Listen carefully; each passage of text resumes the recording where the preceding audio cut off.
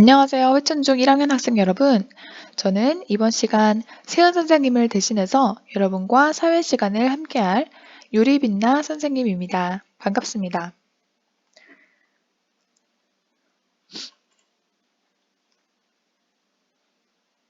오늘은 퀴즈를 통해서 지금까지 배운 사단원, 다양한 세계, 다양한 문화에 대한 퀴즈를 함께 풀어보려고 합니다. 퀴즈 문제를 통해 현재 학습 상태에 대해 자가 진단하면서 배운 내용을 되새겨보는 시간을 가지려고 합니다. 그럼 우리 함께 배운 내용에 대해서 확실하게 우리 기억 속에 다시 한번 꼭꼭 저장하는 시간을 가져보면 좋겠습니다. 틀려도 되니까 의기소침하지 말고 이 기회를 통해서 배운 내용을 확실하게 점검해 보겠다. 그런 기회를 갖는 시간이 되었으면 좋겠습니다. 자, 먼저 첫 번째 문제입니다. 다음 내용이 옳으면 동그라미, 틀리면 X표를 하는 문제였습니다. 먼저 첫 번째 문제에서 세계의 문화 지역은 산맥, 하천 등 자연적 경계로만 구분한다. 라는 지문은 X입니다. 문화 지역이라는 것은 공통된 문화가 나타나는 지리적인 범위인데 문화를 구분하는 기준에 따라서 다양하게 나타납니다.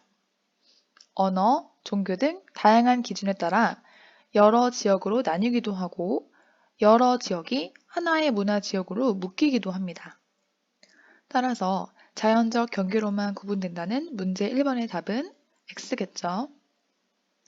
두 번째, 문화 전파는 교통과 통신의 발달로 더욱 활발하게 이루어지고 있습니다. 교통과 통신의 발달로 세계가 하나의 지구촌이 되면서 서로의 문화를 더욱 활발하게 공유하고 있습니다. BTS가 유튜브 채널을 적극적으로 공략해서 전 세계에 큰 팬덤을 갖게 된 것도 이러한 사례라고 할 수 있겠죠. 따라서 정답은 동그라미입니다. 세 번째 문제는 앞에서 설명한 것처럼 문화 지역에 대한 바른 설명입니다. 네 번째 문제의 정답은 동그라미입니다. 이처럼 지역마다 다양한 자연 환경과 기후 조건에 따라서 다양한 의식주 문화가 나타나고 있습니다. 다음 그림과 관련 있는 종교는 무엇일까요? 정답은 이슬람교였습니다. 먼저 왼쪽에 보이는 사진은 블루 모스크라고 불리는 터키의 이슬람 사원입니다. 이렇게 보이는 둥근 지붕과 그 양쪽으로 뾰족한 첨탑이 세워져 있는 것을 볼 수 있습니다. 그리고 그 옆에 있는 그림을 볼까요? 초록색 베일을 두르고 있는 여성이 보이죠? 이처럼 이슬람권의 무슬림 여성들이 두르는 스카프나 두건 같은 형태의 의복을 히잡이라고 하는데요. 히잡은 아랍어로 가리다, 보호하다 라는 의미가 있다고 합니다. 이슬람교의 경전인 꾸란에는 여성의 정숙함을 위해 머리와 가슴을 가리도록 하고 있고 히잡은 지역이나 계층, 나이, 취미 등에 따라 형태나 색깔이 다양하다고 합니다. 선생님도 작년에 터키의 블루 모스크를 방문한 적이 있는데 이 모스크에 들어갈 때에는 여성들이 반드시 히잡을 착용해야 입장할 수 있었던 기억이 납니다. 자, 그럼 다음 문제로 넘어가 볼까요? 다음 키워드와 관계 있는 종교의 답은 바로 힌두교입니다. 힌두교 문화 지역에서는 지역마다 다른 신을 모시는 사원들을 많이 볼 수 있습니다. 굉장히 신이 많은 다신교에 해당하고 무려 3억이 넘는 신이 있다는 이야기가 있습니다. 또한 소를 신성시해서 소고기를 먹지 않는 특징이 있습니다. 이슬람교는 돼지고기를 먹지 않잖아요. 그래서 이슬람교가 돼지를 혐오해서 싫어, 보기도 싫어 이런 의미에서 먹지 않는다면 힌두교는 소는 신이기 때문에 그래서 소를 먹지 않는다는 차이점이 있습니다. 예전에 힌두교의 신이 소를 타고 내려오거나 또는 흰 암소로 변화해서 나타난다. 이제 그런 그들의 종교적인 믿음이 있기 때문에 소를 신성시하는 모습을 볼 수 있고 소고기를 먹지 않습니다. 다음은 지도를 보고 물음에 답하는 문제였습니다. 다음 지도는 자연환경, 그리고 사회 경제적인 환경을 종합해서 나눠놓은 문화지역입니다. 각 문화지역의 위치와 특징을 기억하는 것이 필요합니다. 먼저 답으로 D 문화지역의 명칭은 오세아니아 문화지역입니다. 그럼 나머지 지역은 어디인지 확인해 볼까요? 바로 A는 건조 문화지역, B는 아프리카 문화지역, C는 인도 문화지역, E는 라틴 아메리카 문화지역입니다.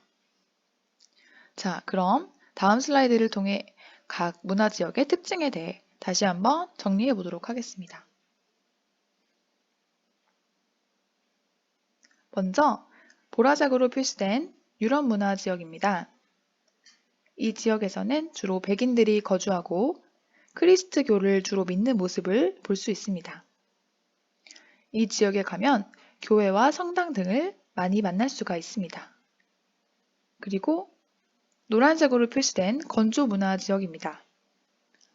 건조 문화 지역은 건조한 기후가 나타나서 유목 생활을 주로 하는 걸 살펴볼 수 있겠고, 아랍어를 주로 사용합니다. 그리고 이슬람교를 믿고 있습니다. 그 밑으로 내려가서 주황색으로 표시된 아프리카 문화 지역에서는 다양한 부족의 문화가 지켜지고 있는 모습을 볼 수 있고요. 과거 유럽인들의 식민 지배를 받았습니다. 그래서 유럽 문화에 영향을 받았기 때문에 영어를 사용한다든지 또는 프랑스어를 사용한다든지 크리스트교를 믿고 있는 지역도 나타나고 있습니다. 덧붙여 열대 기후가 나타난다는 점도 주요한 특징으로 꼽아볼 수 있겠네요. 다음 갈색으로 표시된 지역은 인도 문화 지역입니다. 인도는 힌두교와 불교가 탄생한 지역이기도 한데요. 특히 힌두교의 영향을 많이 받고 있습니다. 겐지스 강을 성스럽게 여긴다든지 소고기를 먹지 않는 모습을 살펴볼 수 있습니다. 자, 그러면 우리나라가 속해 있는 문화지역으로 넘어가 볼까요? 바로 동아시아 문화지역이죠. 우리가 속한 동아시아 문화지역은 불교가 공통적으로 나타나고 유교를 또 공통적으로 받아들였고요. 그와 함께 젓가락을 사용하고 벼농사를 주로 짓고 생활하는 모습들, 이런 것들을 살펴볼 수 있습니다. 이번에는 동아시아 문화지역 밑에 있는 동남아시아 문화지역의 특징이 무엇이었는지 떠올려 볼까요? 동남아시아는 벼농사가 활발한 지역으로 다양한 인종, 언어, 종교가 발달했습니다. 그리고 인도와 중국 사이에 있어서 인도와 중국의 문화 영향을 많이 받았고요. 동남아시아 문화지역 밑에 있는 오세아니아 문화지역은 오스트레일리아, 뉴질랜드, 태평양의 여러 섬으로 구성되어 있는데요. 영국계 백인들이 이주해 오면서 유럽 문화가 전파되고 상대적으로 마오리진, 애보리진이라고 하는 원주민 문화가 쇠퇴했다고 했죠. 자, 다음으로 북극곰이 사는 북극, 아메리카 대륙의 위쪽, 그리고 아까 봤던 유라시아 대륙의 위쪽 지역을 북극 문화 지역이라고 합니다. 이 지역은 한대 기후가 나타나기 때문에 추운 겨울에 적응한 생활 모습들을 기억해 두시면 될 것 같습니다. 이번에는 아메리카 대륙이 있는 곳으로 넘어가 볼까요? 앵글로 아메리카와 라틴 아메리카에서는 이걸 좀 기억해 두시면 좋겠습니다. 앵글로는 영국이 중심이 되고 있는 민족이 앵글로 삭슨족이에요. 그들이 진출을 해서 문화에 많은 영향을 주었습니다. 그래서 영어를 사용하고 크리스트교를 믿는 특징이 나타났습니다. 또 여러 나라 출신의 이민자에 의해서 다양한 민족, 다양한 문화가 나타나고 있고 일부 지역에는 아메리카 원주민의 문화가 남아 있습니다. 라틴 아메리카 문화 지역은 바로 라틴족이라고 불리는 남부 유럽에 있는 에스파냐와 포르투갈의 영향을 많이 받았습니다. 그래서 에스파냐어와 포르투갈어를 사용하는 것을 볼 수 있고요. 가톨릭교를 믿고 있는 모습을 살펴볼 수 있습니다. 그리고 라틴 아메리카는 원주민인 인디어들과 신대륙 개척으로 이주한 유럽인들, 노예로 끌려온 아프리카 흑인 등 다양한 인종이 거주하여 이들 간의 혼혈족이 많이 나타나고 있는 특징도 함께 기억해 두면 좋겠습니다. 자, 이렇게 정리를 한번 다시 해봤고요. 지금까지 정리한 내용을 바탕으로 문제 4번에서 6번에 대한 답을 확인해 보도록 하겠습니다.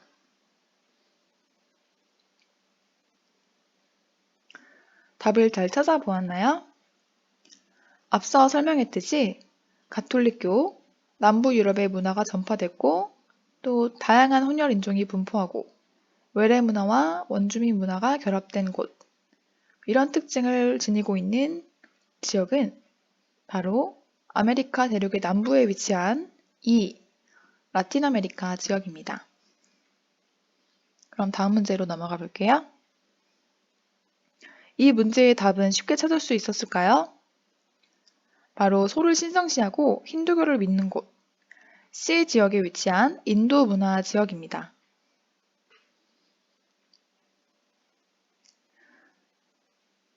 오아시스 농업, 유목생활, 이슬람교, 아랍어를 공유한다 이라는 키워드를 중심으로 A 지역에 위치한 건조 문화 지역이라는 것을 확인할 수 있습니다.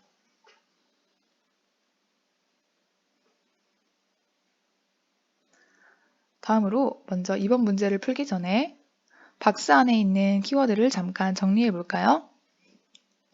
문화 전파는 한 지역의 문화가 다른 지역으로 옮겨가거나 주변으로 퍼져나가는 현상을 말합니다. 사람들의 이동과 교류, 대중매체 등에 의해 다른 지역으로 퍼져나가는 것이죠. B. 문화 변형은 문화 전파에 의해 이전에 형성된 문화가 변화하거나 이전의 문화와 융합하는 현상을 의미합니다. 둘 이상의 서로 다른 문화가 직접 접촉한 결과로 한쪽 또는 양쪽이 원래의 문화에서 변화를 일으키는 현상을 말합니다. C. 문화의 동질화는 말 그대로 서로의 문화가 동질적, 즉 유사해지는 현상을 의미합니다. 문화의 획일화와도 비슷한 개념입니다. 자, 그럼 정리한 개념을 토대로 문제를 한번 풀어볼까요? 1번, K-팝, 한류 열풍은 대표적인 문화 전파의 사례로 볼 수 있겠죠. 따라서 정답 문화 전파입니다. 두 번째, 기존의 천주교의 성모상과는 다른 모습을 띠고 있는 멕시코의 성모상을 통해 현지 문화가 반영되어 변형된 문화 변형 사례라고 할 수 있습니다.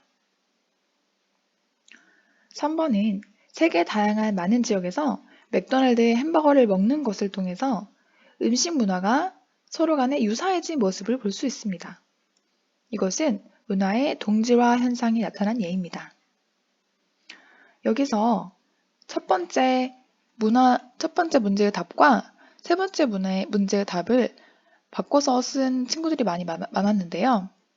문제에서 요구하는 것은 가장 적합한 용어를 찾는 것이므로 물론 3번이 문화 전파에 의해서 문화의 동질화가 일어난 것이긴 하지만 이 셋 중에서 가장 적합한 문화의 동질화를 써주시면 좋겠습니다.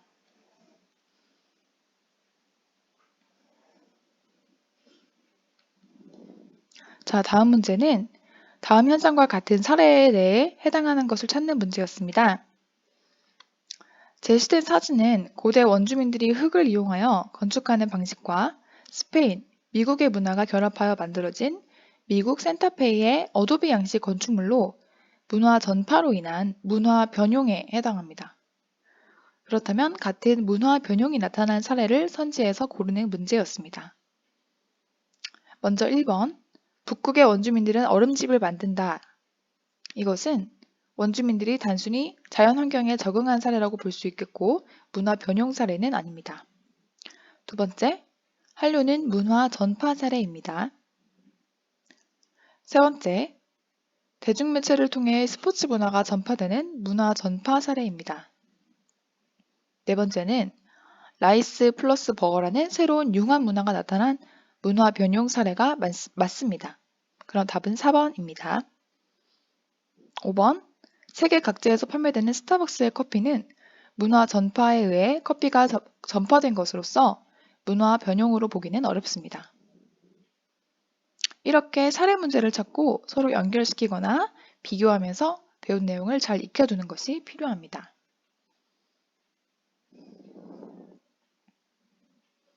다음은 서술형 문제였는데요. 다음 박스 안에서 설명하는 주요 개념이 문화의 세계화죠. 우리가 배웠듯이 문화의 세계화란 국제사회가 서로 교류하고 의존적인 측면이 강해지면서 세계가 단일화된 사회체제로 나아가는 현상을 말합니다. 이러한 세계화는 정치, 경제, 사회, 문화 등의 활동 범위가 전 세계로 확대되고 국가 간의 경계가 약해지는 특성이 있습니다. 교과서 78쪽을 참고하여 답을 정리해보면 좋겠는데요. 먼저 세계화는 세계화로 인해 다양한 문화를 접할 수 있고 지역의 고유한 문화와 결합되어 새로운 문화를 창조할 수 있다는 긍정적 측면도 존재하지만 다른 한편으로는 문화가 세계화되면서 세계의 문화가 비슷해지는 문화의 획일화 현상이 나타날 수 있고 또 여러 문화가 충돌하는 가운데 갈등이 생길 수 있다는 부정적인 측면도 존재합니다. 그래서 예시 답안을 이런 식으로 교과서를 참고하여 작성해 볼 수 있습니다.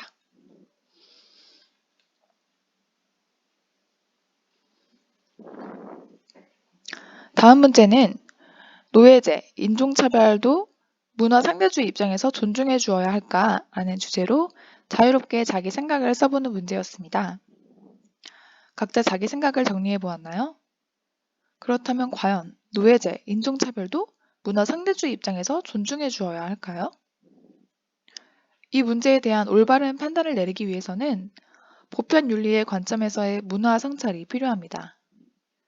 문화 상대주의의 태도를 극단적으로 추구하다 보면은 어떤 문제가 지닌 윤리적인 문제점을 제대로 성찰하기 어렵습니다. 노예제나 인종차별처럼 인간의 존엄성을 훼손하고 기본권을 침해하는 문화까지도 인정해줘야 되기 때문입니다. 따라서 문화 상대주의의 태도를 지니면서도 그것이 지나쳐 윤리 상대주의로 흐르지 않도록 경계해야 합니다. 윤리 상대주의란 윤리가 문화마다 다양하고 상대적이어서 옳고 그름에 관한 보편적인 기준은 존재하지 않는다고 보는 관점입니다. 하지만 문화가 상대적이라고 해서 윤리의 상대성까지 인정해야 하는 것은 아닙니다. 즉, 문화 상대주의와 윤리 상대주의는 엄연히 다릅니다. 문화는 다양한 모습으로 나타나지만 각각의 문화를 보편적인 윤리의 관점에서 평가할 수 있기 때문입니다. 보편 윤리는 인간의 존엄성, 생명 존중, 자유와 평등, 평화와 정의 등 도덕적 가치를 인류가 보편적으로 추구해야 한다고 봅니다. 그러므로 문화를 올바르게 이해하려면 문화 상대주의의 태도를 바탕으로 각 문화의 고유한 가치를 인정하면서도 보편적인 윤리의 관점에서 자문화와 타문화를 비판적으로 성찰해야 합니다. 자, 지금까지 사회 시간에 배운 다양한 세계, 다양한 문화라는 단원을 통해서 여러분이 세계와 문화에 대한 보다 폭넓은 시야와 관점을 갖게 된 계기가 되었기를 바랍니다. 앞으로 남은 학기에도 우리가 사는 지역, 세계에 대해 즐거운 여행을 하는 마음으로 배웠으면 좋겠습니다. 그럼 오늘 수업은 여기까지 하고 마치겠습니다. 모두 다시 한번 생각해보고 정리하고 문제를 푸느라고 고생 많았습니다.